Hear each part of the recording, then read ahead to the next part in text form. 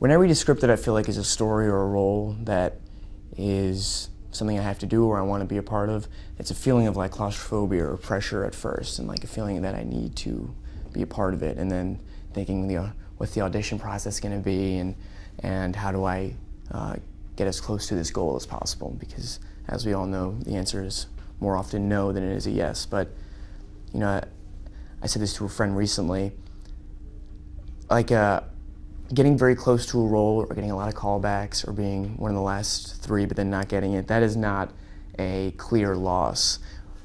There's a feeling of an overnight switch with some of these films, but what's been an even more gratifying feeling is working with producers or directors that I worked with before in the past, and more than anything, more than one random successful audition, I think just as consistently putting out as much good work as possible in audition form and casting form is a step in the right direction. My name is Denis Villeneuve, and I'm the director of Blade Runner 2049.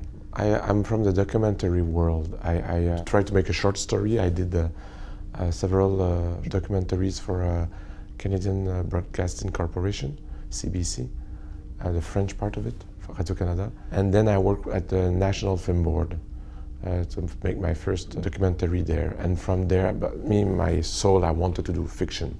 Went from there to start to do fiction. I did a short with a producer, and then I did my first feature film this way.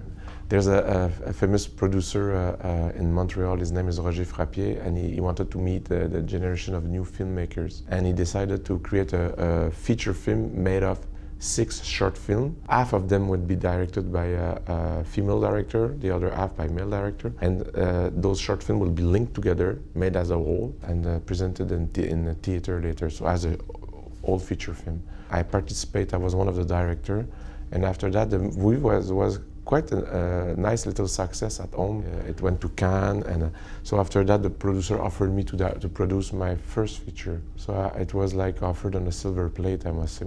I was the luckiest.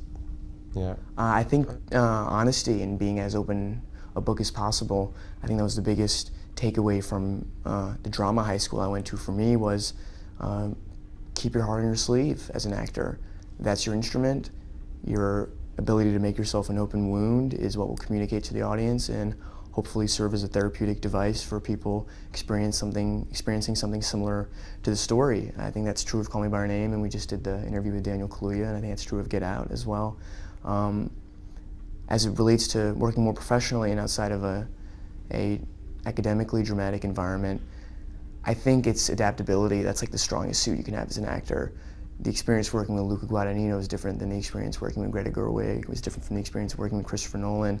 And as an actor, particularly if you're not the lead of the project, you try to make yourself as clay-like, as malleable as possible. A blip in the radar, a wallflower, somebody who comes prepared and is ready to go, and maybe you have an idea or a trick up your sleeve, something you want to try out, but ultimately your responsibility is to the character, to the story, to that sequence of that day, and just trying to do the best job as possible. I know that my movies are usually quite immersive, and there's like a strong feeling of intimacy that you have to, they are constructed around a very precise point of view.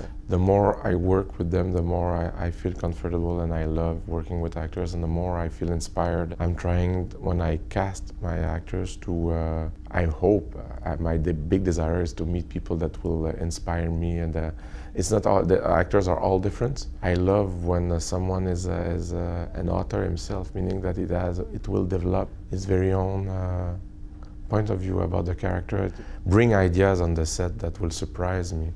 I mean, I have always a very precise idea about what I want to do, but there's nothing more exciting for me than when someone creates chaos in front of the camera, and it's all going back to the years I was doing documentaries. I was always amazed how life organizes itself in front of the camera.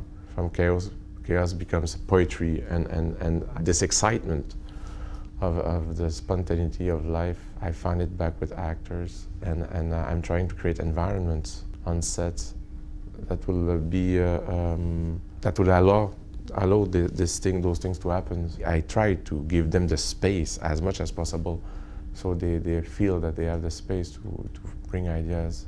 I think, not in the method-y sense, I don't think a relationship has to mirror what's on screen necessarily. And I think if your characters don't know one another, that could be helpful to have a guardedness or an awkwardness or a wall present in the scene. But if you're working with someone intimately, it's good to have that chemistry. Just from a perspective of, you know, wanting to try things out as an actor and feeling comfortable and not feeling like the person opposite you is going to be judging you, which can sound silly or something, but, you know, it's a game of sensitivity, and the more sensitive you can make yourself, the more you're able to communicate usually. So comfort's important, and also I think a working relationship and you know, hopefully the emotional IQ and to know when to step away if your scene partner's having a tough time at things, or know when a word of encouragement could be used, knowing what not to say.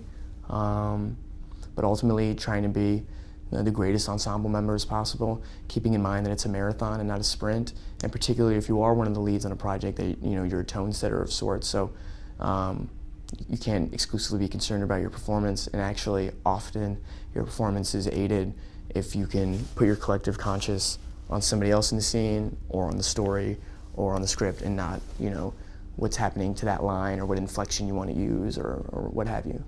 I was like raised with Blade Runner. It's a movie that was by far one of my favorite movies of all time. So I said, I don't want someone else to fuck this up. I mean, I need to. Even it's like a suicidal mission, you know. It's like super risky. Everybody will hate me. I can be banned from the cinematic community from the rest of my life, but it's worth the risk. Artistically, it's such a big challenge, but it's such a beautiful one. It's crazy idea to do that. Maybe a very bad idea, but I was mesmerized by the story of the screenplay, and I said yes.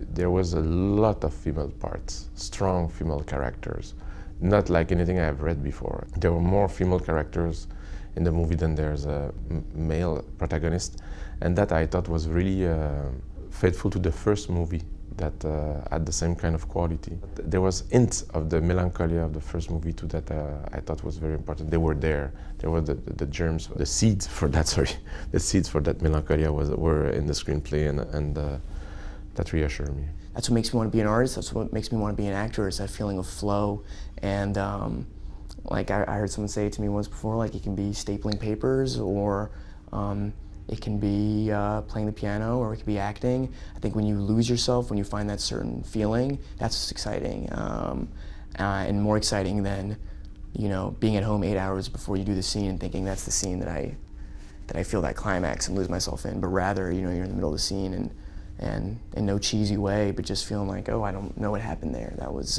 truthful or spontaneous, and working from that perspective, which is admittedly easier the more you work, because like I remember like Craig Gillespie, who directed I, Tonya, he put me in my first pilot ever, one of my first jobs. I remember the audition I had for him. I think I had 3 lines in like a 3-page scene, so I didn't really have much to say. It was a family scene. And I memorized where each family member in the room was, so in this audition my neck was snapping around, and, you know, after the first couple takes, he's like, you know, you just look at the reader and you don't have to keep pretending there are people everywhere. So like when I'm starting outside, like I would want to know exactly what I was doing in advance and memorize the other dialogue in the scene and what other people were doing. Like the scene with Mr. Perlman at the end of Call Me By Your Name, there's a huge speech, and I usually really like to know what the opposing dialogue is, just for a rhythm of the scene and to know the pacing. But that was one where I think I knew maybe what one of his last lines were, but I really wanted to experience it and hear it on the day and have a natural moment with it, and not know exactly what was coming. In order to be very spontaneous on set, you need to, for me, I need to be very prepared. And specifically with a movie of that scale, everything will be designed, everything will be created. So the crew doesn't go mad. You need to really be precise. So you need to storyboard everything. I deeply love storyboarding. Why? Because it allows me, in a very quiet environment with good coffee and no pressure at all, to dream about the movie alone, you know, to make the movie I want, the ideal movie, without bad weather, without producer on my back, without actors that don't want to say their lines. I can do the movie I want once on paper, and I deeply love that process. I'm alone with a storyboard artist and I draw every frame and I dream about it. I deeply love that moment.